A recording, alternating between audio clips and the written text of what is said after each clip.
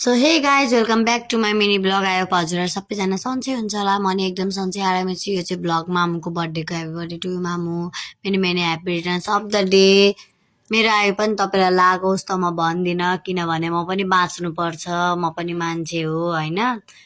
अनि कति राम्रो हुन्छ, हामी त आमा छोरी छुट्याउन पनि गाह्रो छ। अनि फेरि मैले यो राति गरिदिन्छु भनेको कि मामु फेरि मसँग सुत्नु भएको क्या, त्यो दिन बाबासँग सुत्नु भएन, मसँग सुत्नु भएको, त्यही भएर अनि मैले फुक्न लगाएँ। अनि मेरो हात पक्र्नुहुन्छ, हेर्नु न मक्क पर्नु भएको छ मम्मीमा।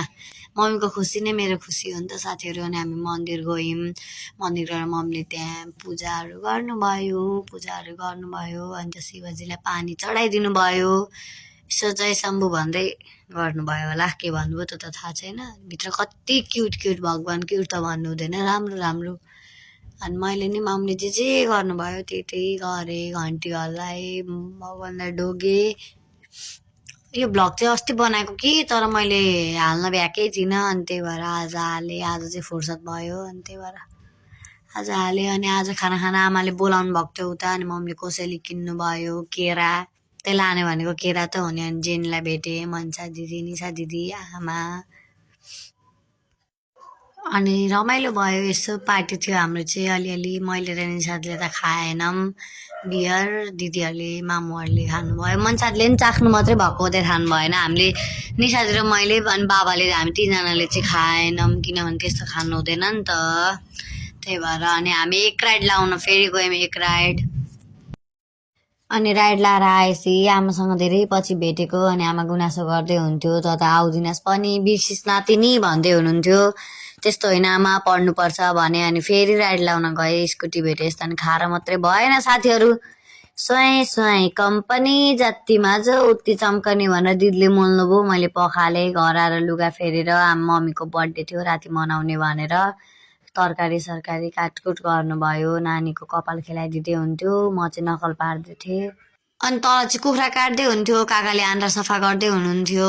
कस्तो राम्रो सफा गर्नुहुन्छ क्या, चाहेमा सम्पर्क गर्न सक्नुहुन्छ। अनि म चाहिँ केक लिनलाई जान आँटेको थिएँ, केक लिन गएँ। घर आएर हेर्दा मामा घरको हजुरआमा, ठुलो मम्मीहरू आइसक्नु भएको रहेछ। मामु खिर पकाउँदै हुनुहुन्थ्यो।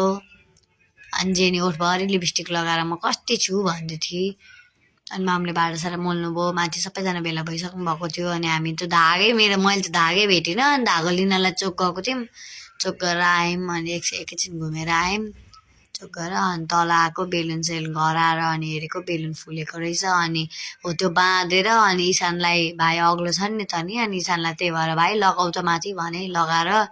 अनि टेबुल सेबुल मिलायो ओरे। अनि निसादी फेरि आज लडेर स्कुटीबाट हात सुन्नेको थियो क्या। अनि त्यो हात एकछिन ससारिदिएँ, मारिदिएँ। अनि जेनी फेरि के गरिस् मामुलाई भन्दै थिएँ। अनि केही पनि होइन भने।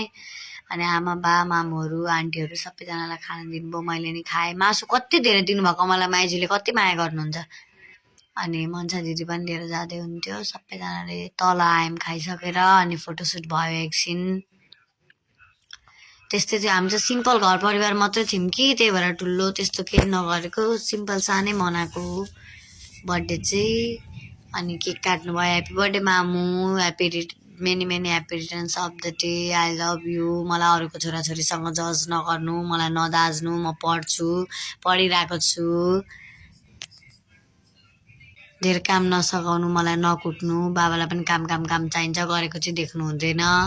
मेरो मम्मीको अरू केही त्यस्तो छैन कि, कहिलेकाहीँ यसो कुट्नुहुन्छ, त्यति हो। अनि कति मोबाइल हेर्छस् भन्नुहुन्छ, म पढ्छु पनि नि त होइन साथीहरू, मोबाइल त हेर्नु परिहाल्यो नि घरिघरि, त्यही टाइम पासै त्यही हो। अब अहिले यसो मेरो साथी भनौँ भने पनि काठमाडौँ गएको थियो, नजिकको साथी। अनि म के गरेर बस्नु, मामा चाहिँ भर्खर सुतेर उठ्नु भएको थियो, उँघ्दै हुनुहुन्थ्यो र पनि। अनि आमाहरूले सबैजनाले टिका लगाइदिनु भयो। यो चाहिँ मेरो मामा घरको हजुरआमा है हो। अनि मामा माइजूले पनि टिका लगाइदिनु भयो, मामा माइजूले पनि टिका लगाइदिनु भयो। अनि त्यस पछाडि गिफ्ट चाहिँ हेर्नु है साथीहरू, ड्याम्मै आयो क्या गिफ्ट चाहिँ, बब्बाले गिफ्ट आयो। लु त सुने हो नि फेरि, पञ्चधातु होइन, पियर सुन, पियर, थाहा छ युनो, पियर सुन 24 क्यारेट पियर सुन हो है साथीहरू।